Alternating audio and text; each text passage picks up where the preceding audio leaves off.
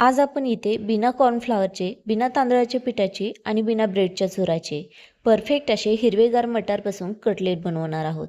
बाजारामध्ये गेले होते, मटर जरा जास्त प्रमाणात दिसले. चला तर म्हणलं मटरचे कटलेट होऊनच जाऊ देत. मग आज मटर कटलेट बनवले तर अगदी साध्या सोप्या पद्धतीने बनवले. कोणत्याही तांदळाचं पीठ, ब्रेडचा चुरा किंवा कॉर्नफ्लॉवर वापरलं नाही, तरीसुद्धा खायला खूप सुंदर असे बनून तयार झाले होते. चला तर मग रेसिपीला सुरू करूया. मग 1 किलो वाटाणा विकत घेतला, रात्री व्यवस्थित सोलून साफ केला, त्याचे दाणे एका डब्यात भरून फ्रीजला स्टोअर करून ठेवले. सकाळी उठल्यावरती 10-15 मिनटं डब्बावरती नॉर्मल टेम्परेचरला ठेवला. नंतर एका पातेल्यात सगळे वाटाणे काढून घेतले. 2-4 पाण्याने स्वच्छ असे धुवून घेतले. धुतल्यानंतर एका कढईमध्ये पाणी गरम करायला ठेवलं. लक्षात राहू द्या, पाणी अगोदर व्यवस्थित गरम होऊ द्या, उकळू द्या, नंतर त्यात मटार घाला. म्हणजे काय होतं, मटारचा कलर बदलत नाही. 2-3 मिनटं किंवा 2 मिनटं छान असे उकळून घ्यायचे आहेत.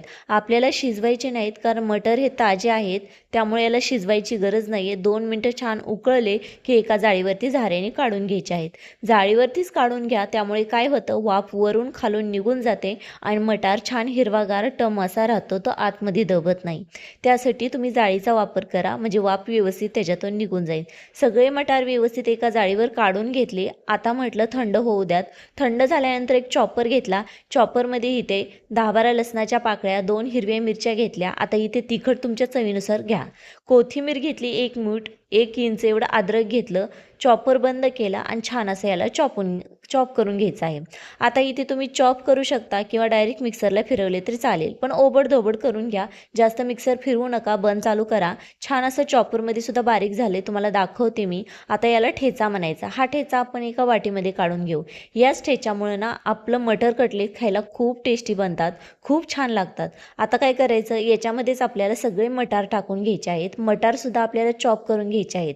मिक्सरला फिरवत असाल तर 2-3 वेळा बंद चालू मिक्सर करा, कारण ओबडधोबडच आपल्याला बारीक करायचं आहे, जास्त बारीक करायचं नाही. आता इथे तुम्हाला मी दाखवते अगदी तसेच. एक पॅन गरम करायला ठेवायचा. त्याच्यामध्ये आपल्याला अगदी 1.5 चमचा एवढं तेल टाकून घ्यायचं आहे. तेल व्यवस्थित गरम झालं की आपल्याला याच्यात बारीक चॉप केलेला एक कांदा घालून घ्यायचा आहे.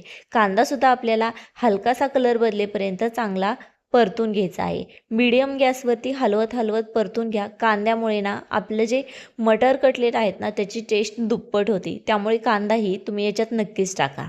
थोडासा कांदा परतला, हलका कलर बदलायला सुरू झाला की जो आपण ठेचा बनवून घेतला होता ना, तो याच्यामध्ये घालायचा आहे.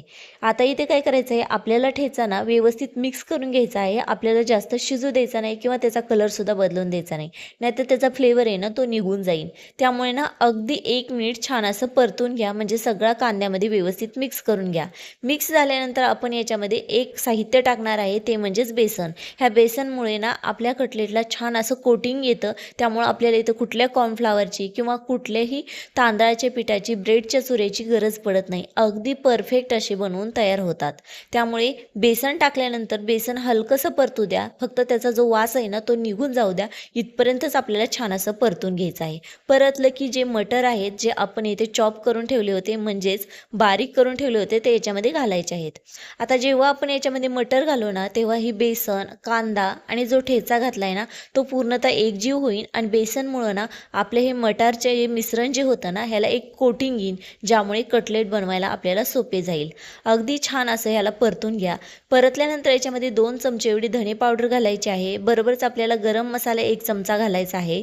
अर्धा चमचा हळदी पावडर घालायची आहे. हळदी पावडरमुळे काय होतं, आपल्या मटरला कलर खूप छान येतो बरं का. चवीपुरते मीठ साधारण 2 चमचे एवढे घालून घ्या. आता तुम्ही तुमच्या क्वांटिटीनुसार करू शकता. थोडीशी चव आंबट गोड होण्यासाठी याच्यामध्ये थोडंसं लिंबू पिळलं आहे. वाटलंच तर थोडीशी 1 चिमट एवढी पिठी साखरसुद्धा घाला. यामुळे आंबट गोड छान तिखट चव येते ह्याला. आता छान व्यवस्थित याला आपण मिक्स करून घ्यायचं आहे. अगदी 2 ते 3 मिनटं परतायला लागतात, जास्त वेळ लागत नाही.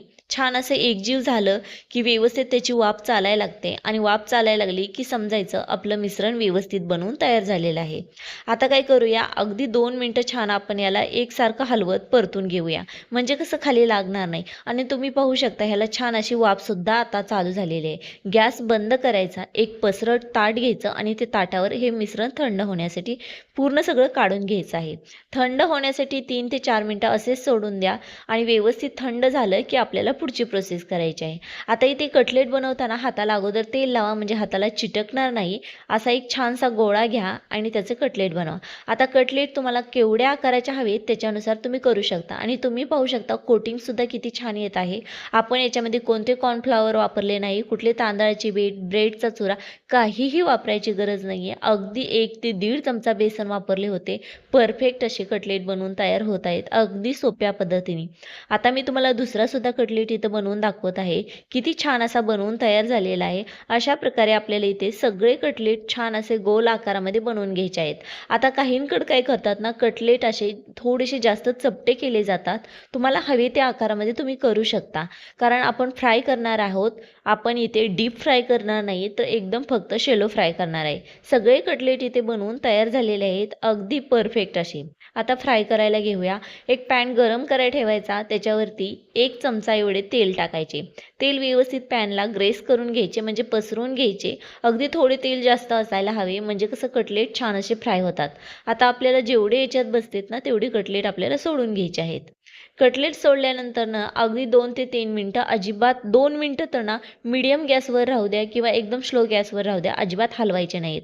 2 मिनिटांनंतर आपल्याला याला परतून घ्यायचे आहे. तुम्ही पाहू शकता किती छान असा ब्राऊन कलर आलेला आहे. याच्यामध्ये आपण कशाचा सुद्धा वापर केला नाही, तरीसुद्धा परफेक्ट असे कटलेट बनवून तयार झालेले आहेत.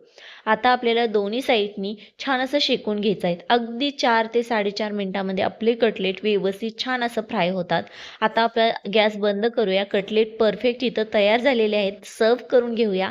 आता हे कटलेट तुम्ही ग्रीन चटणी, टोमॅटो सॉस, केचप कशाबरोबरही खाऊ शकता. खायला अप्रतिम लागतात. आणि आता तर सीझन चालू आहे मटरचा. ताजे ताजे मटर स्वस्तसुद्धा झालेले आहेत. तर एकदा तुम्ही हे ट्राय करून बघा. कशाला गरज कॉर्नफ्लॉवरची, कशाला तांदळाच्या पिठाची किंवा ब्रेडच्या चुऱ्याची गरज. एकदा ही ट्राय करून बघा आणि तुम्हाला कसे वाटले मला कमेंट्समध्ये नक्की सांगा. आवडले तर लाईक, शेअर आणि सबस्क्राईब करायला विसरू नका. धन्यवाद. आणि ह्या कटलेटचा स्वाद नक्की घ्या.